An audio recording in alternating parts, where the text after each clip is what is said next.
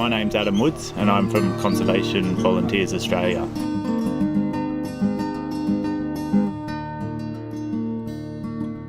Today we're here at Mullet Creek to improve habitat for fish.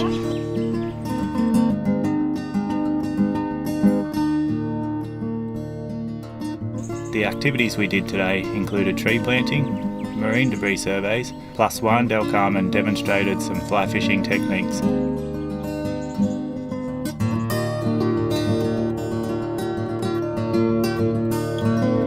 We aim to plant 3,000 native trees, as well as remove invasive weeds from more than half a hectare along the riparian zone.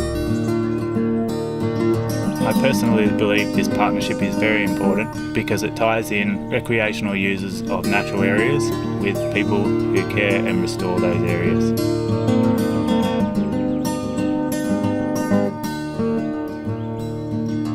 Without the support of the community, this work wouldn't be cared for long term, and we need to improve the relationships between recreational users and those doing this important work.